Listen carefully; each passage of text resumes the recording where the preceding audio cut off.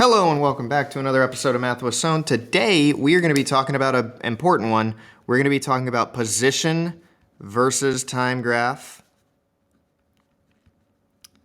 And in a position versus time graph, it's very important that you recognize that the slope of this graph is equal to the change in position divided by the change in time, which makes sense because when we talked about this before, we learned that velocity, that constant velocity, was the slope of the position graph. And slope is delta y over delta x. And if we have a position here, this would be your meters or your position, and this would be your time.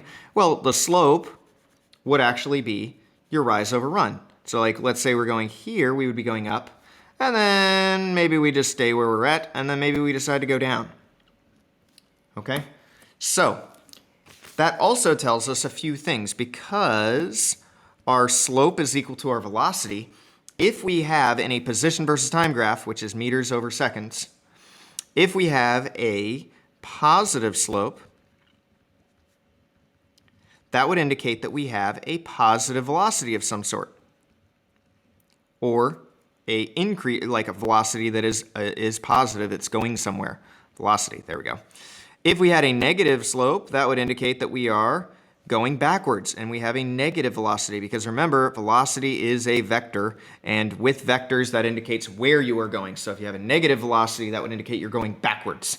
Whereas if you have no slope at all, or this flat-lined area, that would mean that you have no velocity, you are staying still, okay?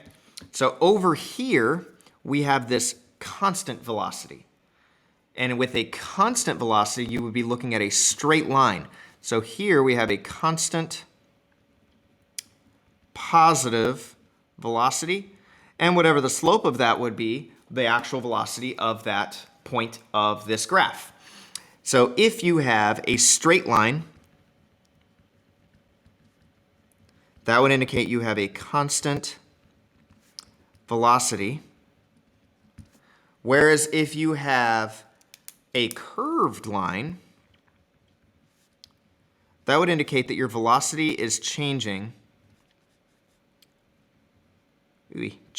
over time. Now, what does that mean if your velocity is changing over time? That means that there is some sort of acceleration happening. If you have some sort of acceleration happening, that means that your velocity is no longer being constant and therefore is changing. So here we had no velocity, where we had the same exact speed over and over again, which, no velocity means that you didn't move. Okay, so the velocity was 0. But over here, because it's curved, either concaved up or concave down, that would indicate that we are accelerating or decelerating. And in this case, because it is curved upward, we actually had some sort of positive acceleration, which is kind of weird because it's still going down. It's weird that you can be accelerating in the positive direction, but also still going backwards, okay? So let's talk about those curved lines right now.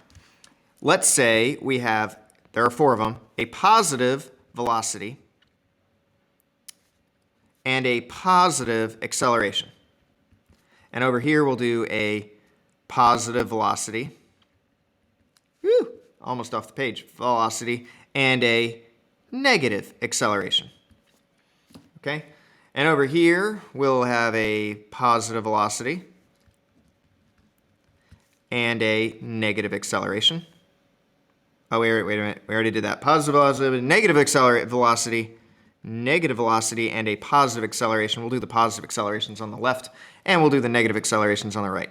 Negative velocity and negative acceleration. All right, so positive velocity, that would indicate that you have a positive sloping line of some sorts. And positive acceleration, if you ever have a positive acceleration, that would mean that you have some sort of happy shape parabola effect on the graph. So for our position versus time graph, that would mean that we have a positive sloping line and it needs to curve upward.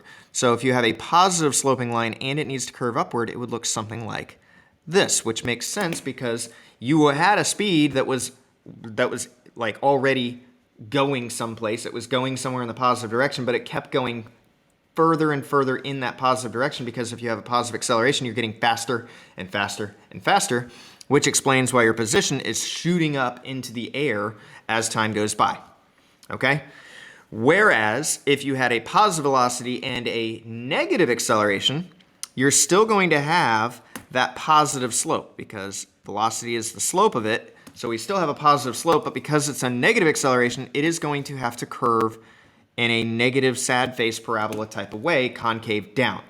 So with that in mind, we would need to go upward but concave down, which indicates that this graph, even though it is positively sloped, it is kind of turning into a constant velocity because we are decelerating. So that would mean that you started going like 0 to 60 miles per hour, you like hit the accelerator, you're going really, really, really fast in that beginning, but then as you reach 60 miles per hour, then perhaps you ease off the accelerator and you decelerate and you just maintain that constant velocity of 60 miles per hour. Okay? So it's decreasing in terms of how quickly you are going up in speed, but it's still a positive sloping shape. If you have, well, let's keep the other one up here. If you have a negative velocity, that would mean that you would have a negative slope and a positive acceleration. So we're still going to have to concave or be happy parabola affected. So negative velocity would indicate that we have a negative sloping line. Positive acceleration, it's going to do this sort of number. Okay? So we were braking really fast, and then we realized, oh, we're fine. We don't need to brake really fast anymore. Maybe we just want to maintain a 5 miles per hour, so to speak. And we would decelerate until we reached that 5 miles per hour. Maybe we were approaching a school zone and we didn't want to hit a child. But we didn't brake completely. So we are still continuing along this, but we're going really, really slow at this point. So negative velocity, you're decreasing in your speed, and positive acceleration indicates that you're still trying to accelerate, but not quite. Like you've bottomed out at whatever amount you had. Negative velocity and negative acceleration would be you are decreasing and you are decreasing in your acceleration. So we are about to plummet to the earth.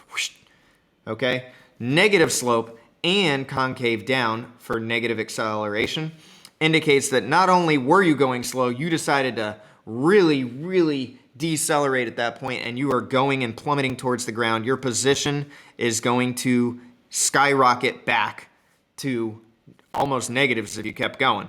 All right? So meters, seconds. Make sure you are always labeling your stuff for these. Okay? The next thing we got going on is we're going to refer to a graph, and we are going to determine where is the we're going to determine some stuff. All right? So here, we're going to refer to a graph on the right. We're going to do some of these. We're not going to do all of them. Refer to the graph on the right. Where is the velocity positive and constant?